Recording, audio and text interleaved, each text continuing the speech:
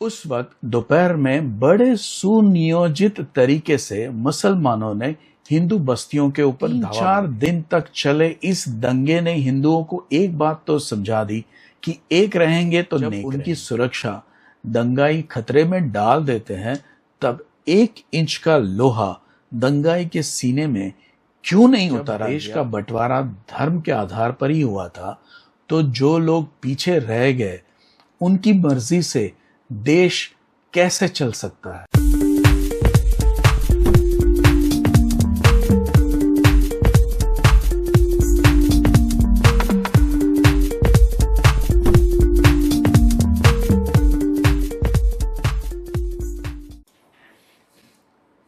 नमस्ते,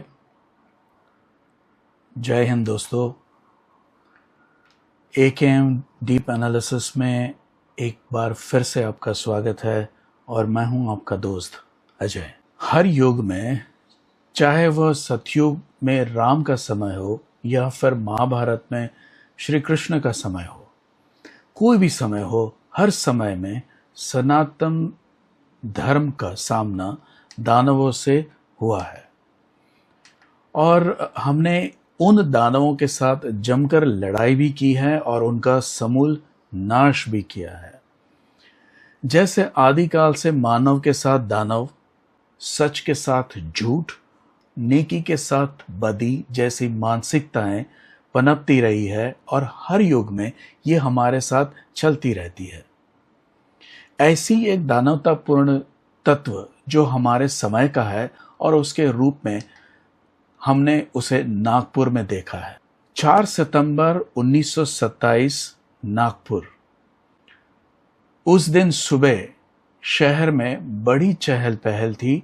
महालक्ष्मी मां का जुलूस जो हर साल निकलता था वो आज निकलने वाला था। पूरे शहर में लोग बड़ी संख्या में उस जुलूस में शामिल होने वाले थे। तय समय पर वो निकला।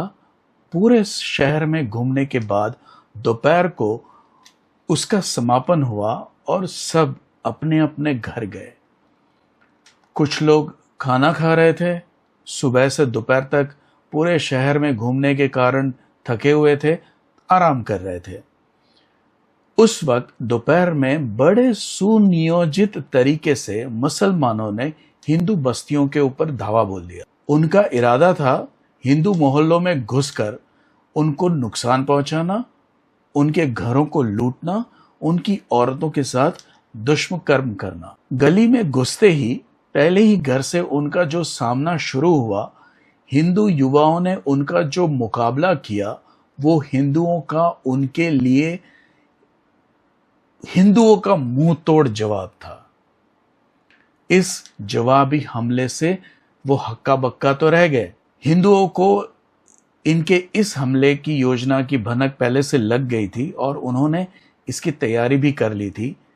3-4 दिन तक चले इस दंगे ने हिंदुओं को एक बात तो समझा दी कि एक रहेंगे तो नेक रहेंगे।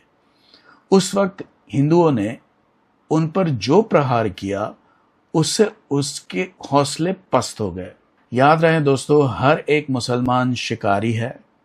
वो अपने शिकार के बारे में सारी खबर रखता है। उसे सब पता होता है, कौन आ रहा है, कौन जा रहा है, किसके घर में कितने लोग हैं, किस वक्त घर में कौन होता है इत्यादि।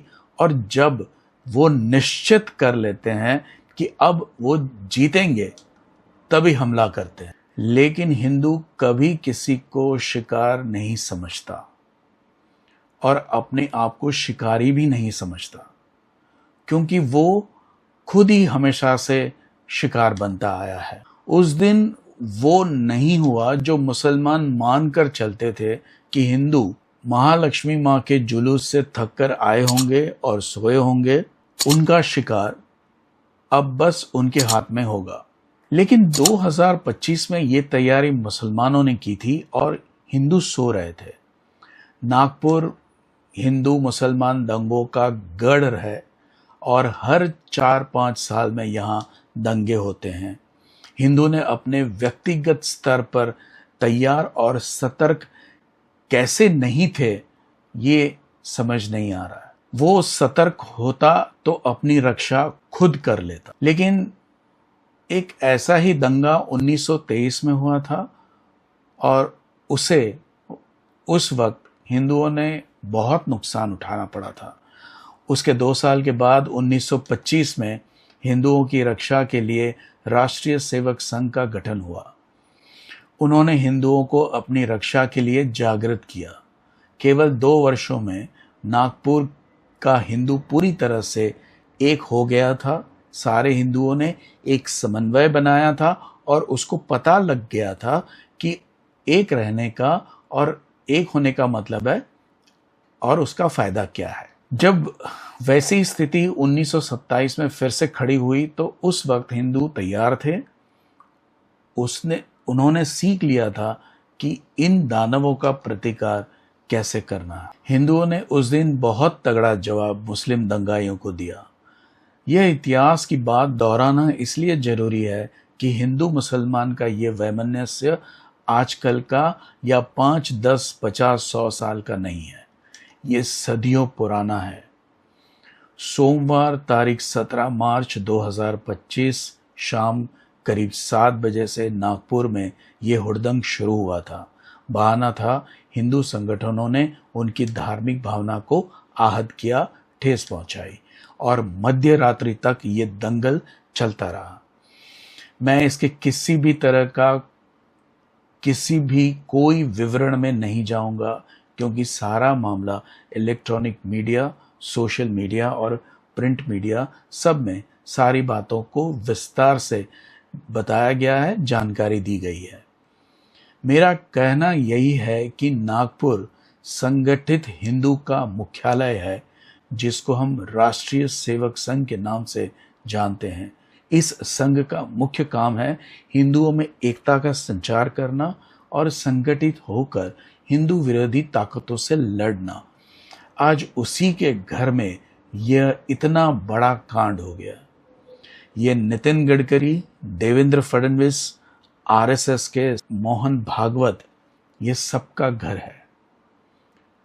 और यहाँ नागपुर में जो बवाल हुआ है वो आरएसएस और भारतीय जनता पार्टी की साख के ऊपर एक बहुत बड़ा धब्बा है, ऐसा मेरा मानना है। महाकुंभ के सफल आयोजन के बाद भारतीय जनता पार्टी 7वें आसमान पर थी। ये दंगे उसे जमीन पर लेकर आ गए हैं। दंगे तो दंगे होते हैं, कोई बड़ा कोई छोटा, और हर दंगा एक जख्म देकर जाता है।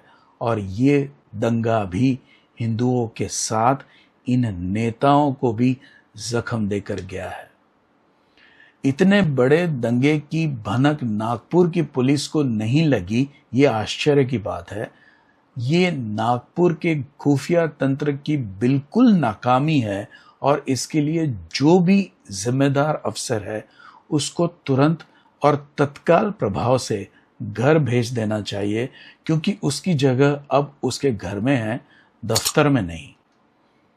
इतना बड़ा जमावड़ा हो गया, इतने सारे पत्थर, लाठी वगैरह हथियार जमा कर लिए गए।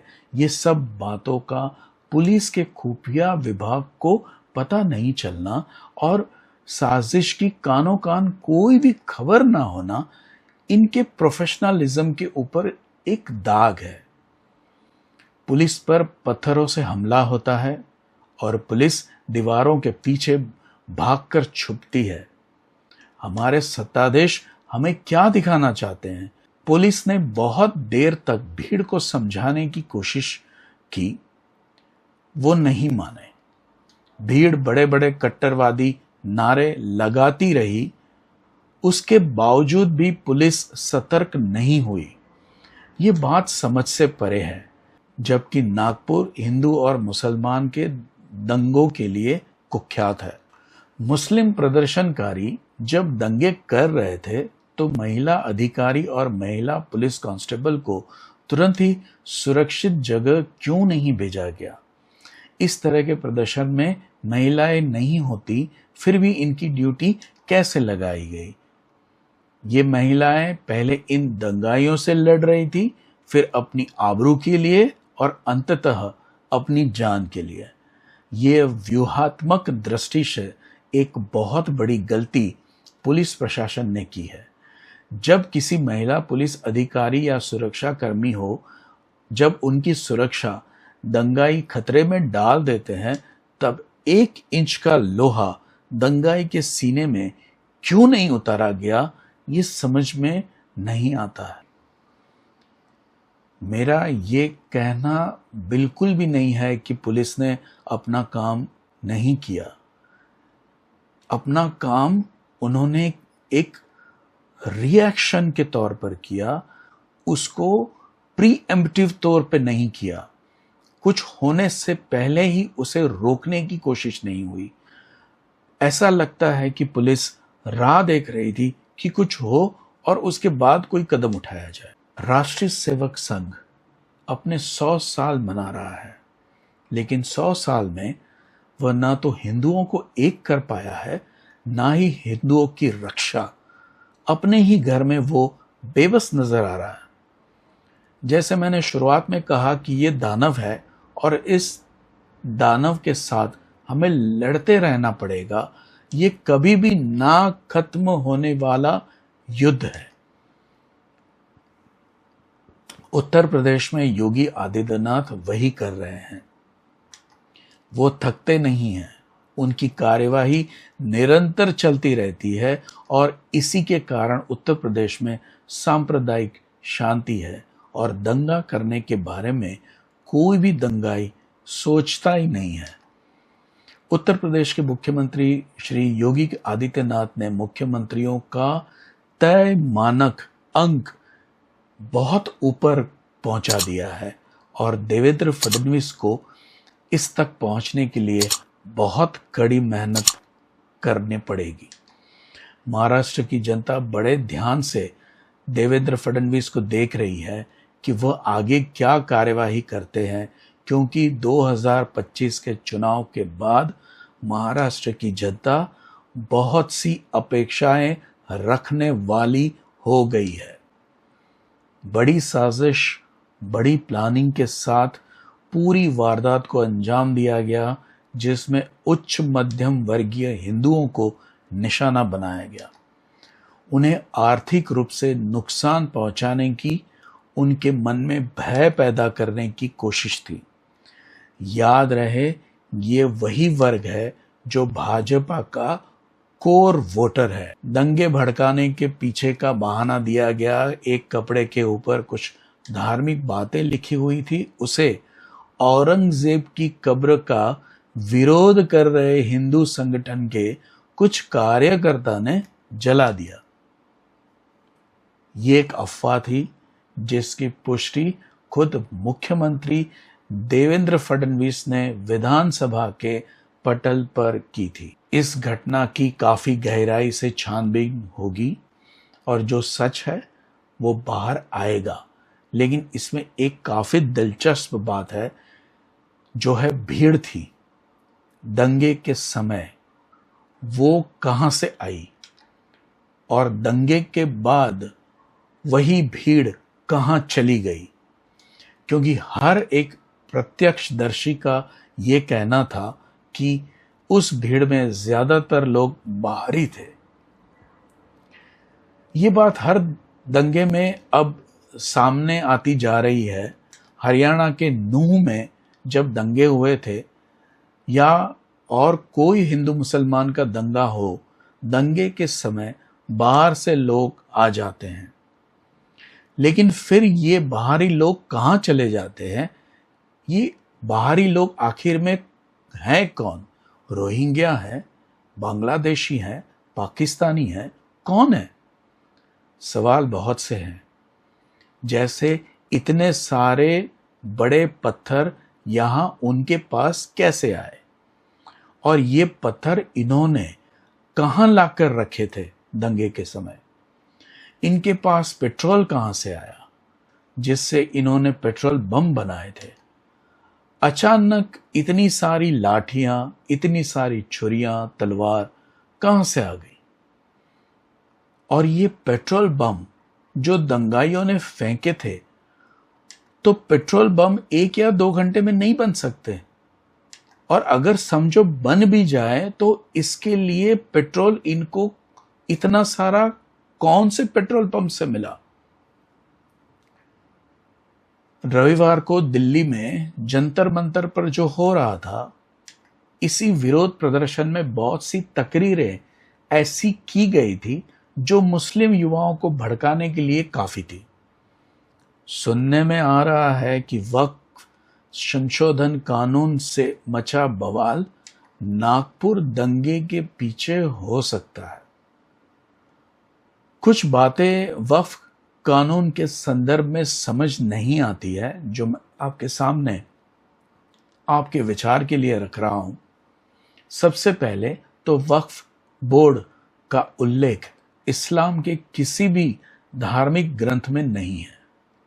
दूसरे, आप वक्फ या दान अपने पैसे से, अपनी मालिकी की संपत्ति से ही कर सकते हो। किसी की जमीन जायदाद आप वक्फ कैसे कर सकते हो? तीसरे, अगर किसी सरकार के मालिकाना हक की जमीन या जायदाद है तो आप उसको वक्फ नहीं कर सकते, वो जमीन वक्फ करने वाले की मिल्कियत नहीं है। अगर ऐसा होता तो तब कल को कोई पूरे भारत देश को वक्फ कर देगा, ये बोलकर कि ये तो अल्लाह की संपत्ति है। चौथे, ऐसा कहा जाता है कि वक्फ बोर्ड में गैर मुसलमान को शामिल क्यों किया जा रहा है, जबकि हिंदू मंदिरों के मैनेजमेंट में कोई गैर हिंदू नहीं होता है। उन कम अकलों को कौन समझाए कि वक्फ और सारे मुस्लिम संस्थान सरकार के अनुदान से चलते हैं, जब हिंदू मंदिर उन सरकारों को चलाता है। एक बात बहुतों को समझ नहीं आती है, जब देश का बंटवारा धर्म के आधार पर ही हुआ था तो जो लोग पीछे रह गए उनकी मर्जी से देश कैसे चल सकता है? देश भारत के संविधान से, और वो हरित संविधान बिना किसी 1974 से 1977 के दरमियान हुए संशोधन जो कांग्रेस की इंदिरा गांधी ने धोखे से संसद में पारित करवाए थे। कोई भी अल्पसंख्यक लोगों की मांग बहुसंख्यक लोगों के हित के खिलाफ नहीं हो सकती। ये बड़े पढ़े लिखे मौलानाओं को जितनी जल्दी समझ आ जाए उतना ही अच्छा है। ये देश हिंदुओं के लिए है और रहेगा, रहना है, शांति से रहें। जिहादी गतिविधियां भारत के लोगों को मान्य नहीं है, वरना आप जहां के तौर तरीके भारत में लागू करना चाहते हो वहीं चले जा सकते हैं। ऐसे में भारत आपका देश नहीं है। जो तकरीर जंतर मंतर पर हुई थी, उनकी कुछ तकरीरों में कुछ मौलाना बड़े जोश में चिल्ला चिल्ला कर बलिदान देने की बात कर रहे थे।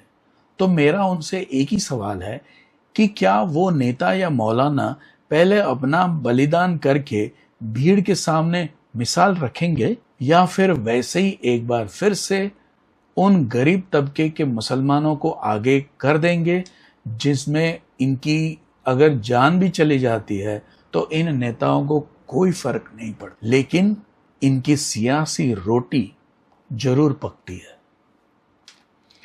हिंदू जागरण और हिंदू चेतना का ये समय है। आज का हिंदू अब जाग रहा है। वो सोच रहा है कि इस देश का एक बड़ा भूभाग उसने सुकून और शांति के बदले में 1947 में दे दिया है। यहां पीछे रहने वाले ये दलील करते हैं कि वो अपनी मर्जी से भारत में रुके थे और संविधान ने उन्हें सारे हक दिए हुए हैं। तो उनको ये समझना चाहिए कि उन्हीं की जिद पर देश का बंटवारा हुआ, पाकिस्तान बना, हिंदुओं का नरसंहार हुआ, हिंदू निराश्रित होकर पाकिस्तान से भारत आया, और अब ये भारत में पीछे रुककर फिर से संविधान की दुहाई देकर जो एक भारतीय को मिलता है उससे ज्यादा सहूलियत मांग कर ऊपर से जिसे वो अपना हक कहते हैं, भाई ऐसा तो बच्चे भी खेल खेल में नहीं करते। लेकिन अब बंटवारे से के पहले जैसी परेशानियां फिर से हिंदुओं को सताने लगी हैं। तो अब हिंदू अपना धैर्य खो सकता है, और जब धैर्य खोता है तो क्या होता है वो कहने की जरूरत नहीं है। अब ये हिंदू आज हर ऐसे बवाल का जवाब देने तुरंत रास्ते पे आ जाता है। तथाकथित शांति समुदाय के लोगों को सोचना पड़ेगा, ये देश हिंदुओं का है, उन्हें उनका हिस्सा 1947 में मिल चुका है, और जितनी चादर हो उतने ही पैर उन्हें फैलाने चाहिए। अनीति से हथियाए गए मंदिर, तोड़े गए धर्मस्थल चीख चीख कर ये कहते हैं कि बस अब बहुत हुआ। बिहार के गवर्नर श्री आरिफ मोहम्मद खान ने राम जन्मभूमि के आंदोलन के समय एक इंटरव्यू में कहा था कि आपकी इन हरकतें सोए हुए शेर को जगा देगी। यही बात इराक के तत्कालीन राष्ट्रपति सद्दाम हुसैन ने भी कही थी कि एक मंदिर ही तो मांग रहे हैं, दे दो। आशा करते हैं कि उनके भगवान उनको जरूर सद्बुद्धि देंगे, ये सोचने की समझने की ताकत देंगे कि क्या सही है और क्या गलत है। आज के लिए बस इतना ही। अगले वीडियो में आपसे फिर से एक बार मुलाकात होगी किसी नए विषय के साथ। तब तक के लिए आज्ञा दीजिए। मेरे इस चैनल को देखें, लाइक करें, कमेंट करें, शेयर करें। इस चैनल को सब्सक्राइब करना बिल्कुल भी ना भूलें, और ज़रूर से बेल आइकन दबा दें। नमस्ते, जय हिंद, वंदे मातरम, भारत माता की जय।